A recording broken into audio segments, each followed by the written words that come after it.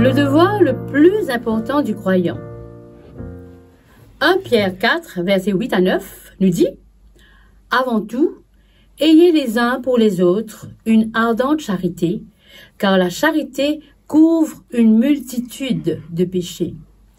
Exercez l'hospitalité les uns envers les autres sans murmure. » Nous nous trouvions hier dans la première partie du message de Pierre concernant notre préparation pour l'éternité.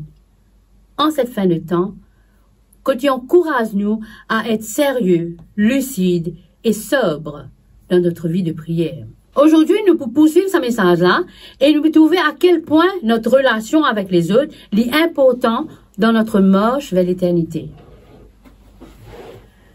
Dans les deux aspects de notre texte de base, Pierre il fait ressortir deux principes de vie qui un enfant de Dieu bisaïna. Premièrement, un amour fervent envers les autres. Dans la marche vers l'éternité, l'amour est un devoir le plus important. Nous sommes appelés à aimer d'un amour ultime. Et Pierre servit le mot ardent pour décrire la profondeur de l'amour des croyants les uns pour les autres. Ardent qui signifie aussi donner le maximum d'efforts. Nous imagine-nous combien il est difficile pour les chrétiens au temps de Pierre d'avoir un amour fervent pour les Romains par rapport à tout le mal qui les Romains peut faire zut. Nous capables de vivre une expérience où nous nous trouvons difficile de rechercher le plus grand bien pour une personne qui nous déteste. C'est plus facile, bien sûr, d'aimer les gens qui nous aiment, mais il est difficile, et des fois même impossible, d'aimer ceux qui nous haïssent. Pourtant, la Bible dit à nous, aimer nos ennemis et pardonner nos ennemis. Un exemple. Les parents de Jim donnent nous un exemple extraordinaire dans le témoignage. Alors, Jimmy Misen, qui a 16 ans, un garçon originaire du sud de Londres. Un soir, il y a une attaque brutale, une attaque li. C'était en mai 2008. À l'époque, sa maman, qui s'appelle Margaret, il dit il a envie de dire à ses parents ça, l'autre garçon qui attaque ce garçon-là, qu'il est vraiment, vraiment désolé pour eux. Il n'est pas en colère, mais il est désolé pour ses parents-là. Parce que nous, c'est-à-dire la maman, nous avons tellement de bons souvenirs de Jimmy, qui nous peut sentir nous, qui nous peut sentir mal pour ce garçon. Nous vraiment désolés pour eux.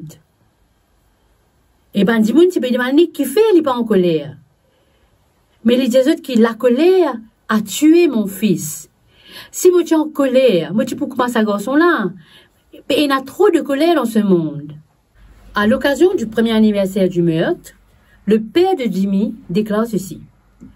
Aujourd'hui pour nous, c'est un message de paix, un message de changement vers lequel nous avons travaillé progressivement au cours de l'année.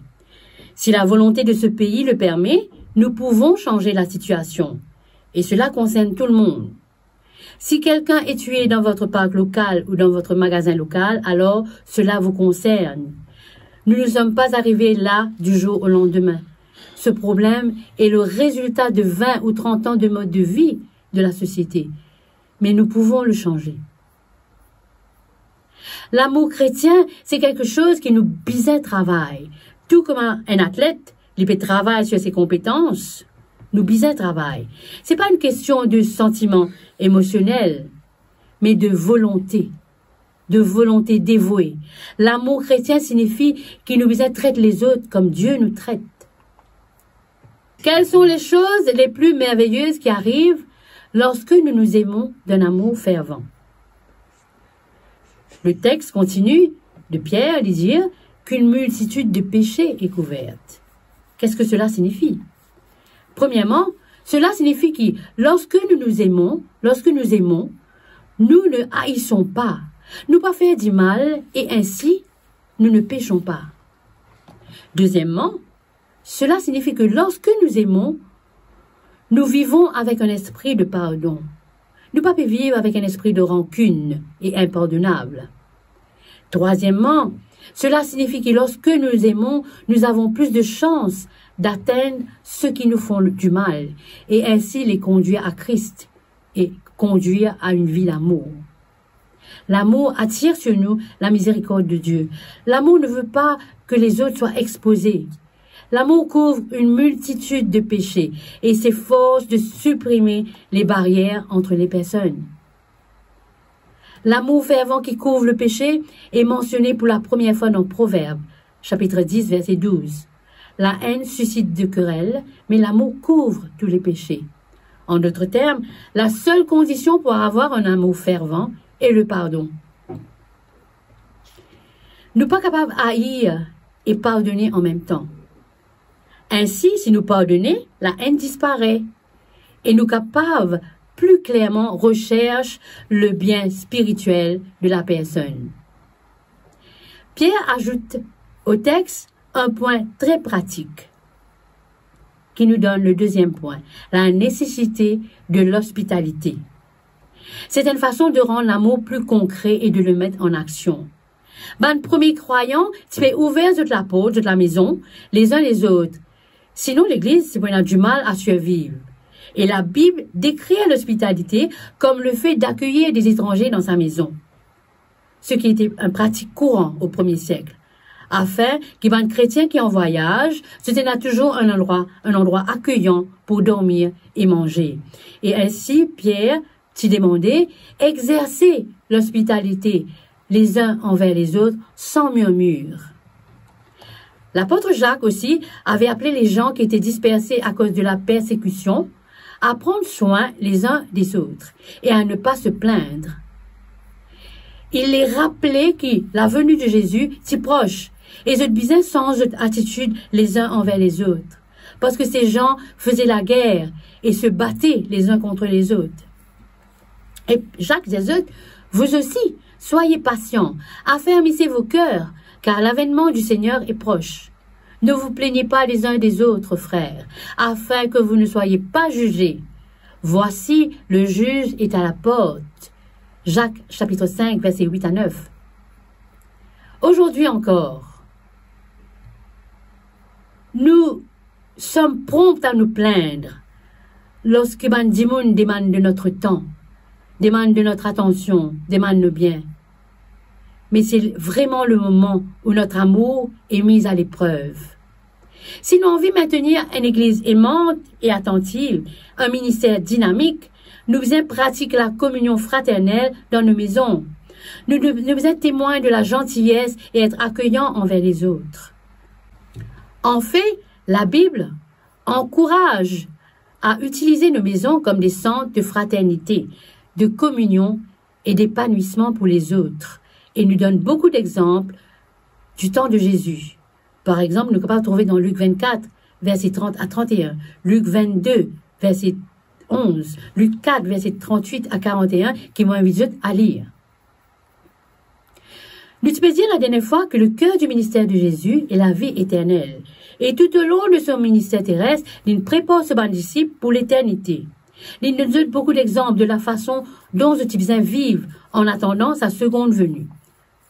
Il nous aussi montré toute une bonne personne qui peut côtoyer de la gentillesse et de l'empathie.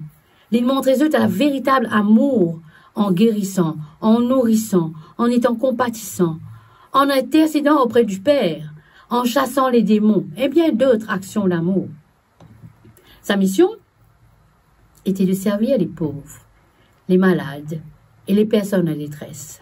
Rappelez-vous comment Jésus t'y continuellement pardonné à Bandimoun qui peut traiter mal, en particulier Bandimoun qui crucifié lui. Dans Luc 23, verset 34, nous sommes capables de trouver ça. Nous sommes capables également de trouver l'amour fervent de Dieu pour Israël tout au long de l'Ancien Testament. Et cet amour est toujours présent et continuera jusqu'à l'éternité.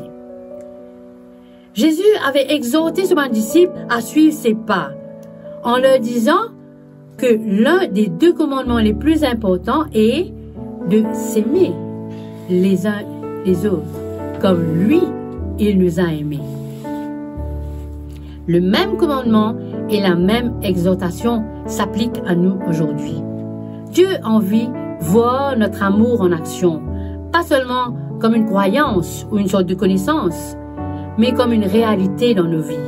Il demande nous aimer avec ferveur et de prier pour les autres. Et cet amour fervent et cette prière doivent s'étendre à nos ennemis. C'est la responsabilité du chrétien alors qu'il chemine vers le ciel. Il y a deux questions, deux points qui me tiennent envie de réfléchir ce matin. Premièrement,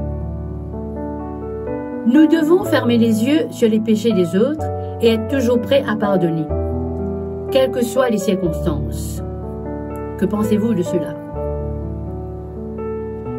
Comment pouvons-nous témoigner notre amour envers les autres? Quelles sont les choses que nous pouvons faire et qu'est-ce que nous faisons aujourd'hui qui peut démontrer un amour fervent?